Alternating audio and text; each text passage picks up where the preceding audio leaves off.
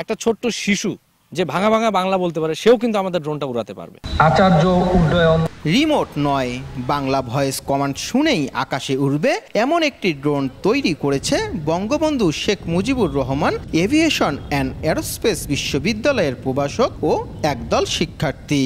অভিষ্ট লক্ষ্যে পৌঁছে গেছে। কৃত্রিম বুদ্ধিমত্তায় চালিত ড্রোনটির পাইলট সিস্টেমটির নাম দেয়া হয় আচার্য। এর আওতা প্রায় 4 কিলোমিটার। এটি পরিচালনা করতে লাগে একটি রেডিও টেলিমেটরি মডিউল। অবশ্য ড্রোনটি তৈরি করতে গিয়ে বেশ কিছু চ্যালেঞ্জের মুখোমুখি হয়েছেন দলের সদস্যরা। বর্তমানে ভয়েস কমিউনিকেশন নিয়ে কাজ করছি। আমরা ইমেজ প্রসেসিংয়ের মাধ্যমেও কাজগুলো করার চেষ্টা করছি, যেগুলো আমাদের অলরেডি প্রসেসিং, যে একটা ড্রোন আপনাকে ফলো করবে বা আপনার গতিবিধি লক্ষ্য করে বুঝতে পারবে কীভাবে কাজ করে। ইন্টারনেট ঘাটাঘাটি করতে গিয়ে দেখি কোনো রিসোর্স নাই ইন্টারনেটে বাংলা ভয়েস কমান্ডের। এক জায়গায় ছোট ছোট জিনিসগুলো পাচ্ছিলাম।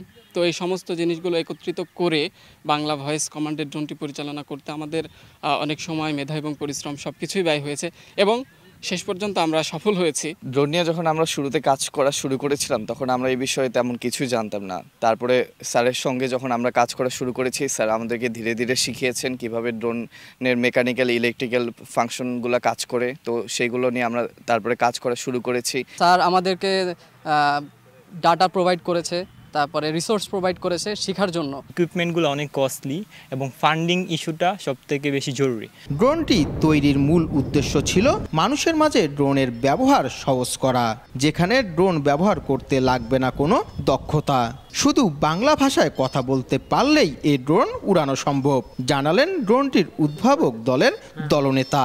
আমরা এই ড্রোনটা যে তৈরি করেছি এটার পিছনে দুইটা মূল উদ্দেশ্য ছিল। প্রথম উদ্দেশ্য হচ্ছে ড্রোনের মতো একটা কমপ্লিকেটেড প্রযুক্তি, এটার ব্যবহার মানুষের জন্য আরও সহজ করে দেওয়া।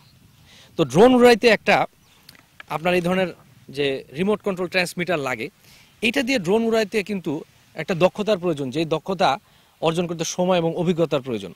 বাট আমরা এমন একটা ড্রোন তৈরি করেছি যেখানে এটাকে উড়াতে কোনো দক্ষতার প্রয়োজন নাই, যে কোনো অদক্ষ ব্যক্তি এটাকে উড়াইতে পারবে শুধুমাত্র তার কণ্ঠস্বরের মাধ্যমে, ভয়েস কমান্ডের মাধ্যমে। দ্বিতীয় যে বাড়তি সুবিধা বা নতুনত্ব আমাদের এই প্রযুক্তিতে আছে সেটা হচ্ছে বাংলা ভয়েস কমান্ড। বাংলাতে ভয়েস কমান্ড পৃথিবীতে এই প্রথম দেওয়া হইলো। এটার উদ্দেশ্য ছিল বাংলাদেশের যে কোনো মানুষ, আমাদের অনেক প্রান্তিক জনগোষ্ঠী আছে যারা ঠিকমতো ইংরেজি তো বাদ দিলাম, বাংলায় লিখতে পড়তে পারে না, কিন্তু তারা বাংলা বলতে পারে, সেই মানুষগুলো যাতে একটা ড্রোন ব্যবহার করতে পারে, সেটাই ছিল এই প্রযুক্তি তৈরির একটা উদ্দেশ্য।